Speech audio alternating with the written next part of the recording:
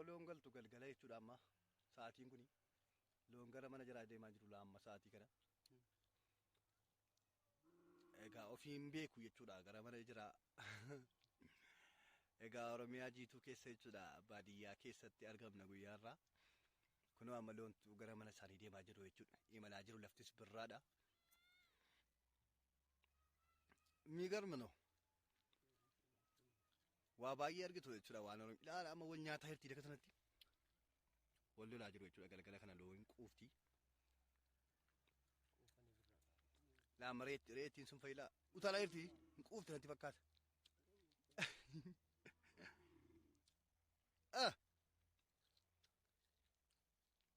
Yaa salaam. Amma loon gara mana jiraa imalaa jiru jechuudha laftis galgalaa jira kunoo aduun seenteetti. Yeroo kana aduun akkasiin argaa jirtan kana aduun diimatteetti jechuudha achirraan. Loonis gara mana jiraa wanti hundi gara mana jiraa barbaadu jechuudha sa'aatii kana. Kanaafuu chaayinaalii kana hundi keessanuu sabiskiraayib godhadhaa waan adda addaa Oromiyaa keessa jiru isiniif waraabne isiniif gadhiifna amma kunoo loon as illee galaa jirti.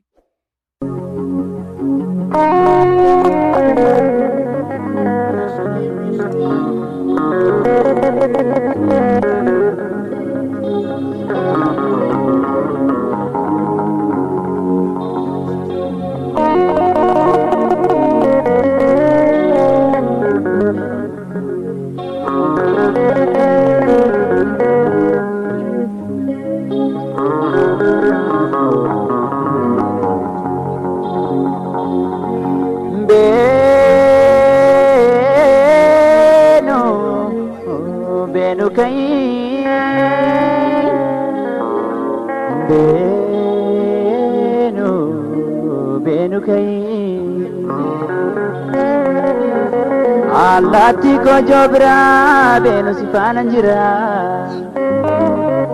Tattu koo nagaatti qalbii si faana kaatti beenu kayi.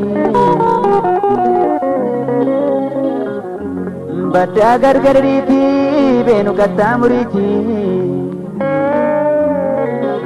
Daddabdullee tiradhoo bakkariyaa qubadhoo beenu kayi.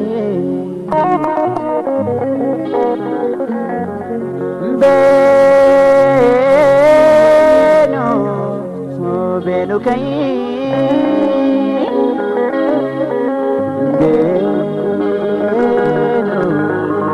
Beenu kayi. Gargar baanaan jiru koo qabbanaa'ee jiruun koo. Meekeenatti maal wayyaan koo ta'e allayyaa beenu kayi. Kan koo jiruun gubannaa kee gubamoo qabbanaa. Duutee haftuu sammanaa nagaatti kaa wallabnaa beenu kayi.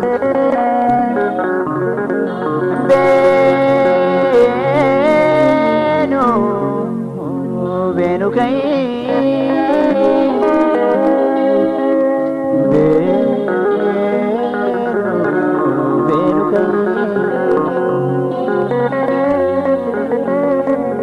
Ijaan bishaanii nyaate bishaani soona nyaate. Otoon gaddoon jiraadhaa qalmaatirraa duute beenu kayi.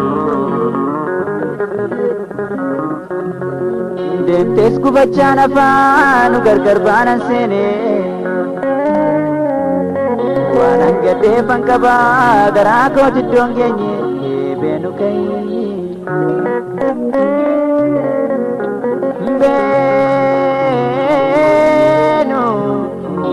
Beenu kayi.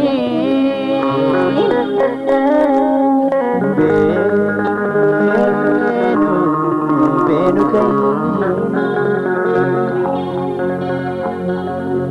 Giddiitu ganna qabee maalan godhaa wayitu. Dugdandaan koo haa ta'u karaa natti irra deemtu beenu kayi. Namni hin duune wal argaa jedheen abdiidhaan jira.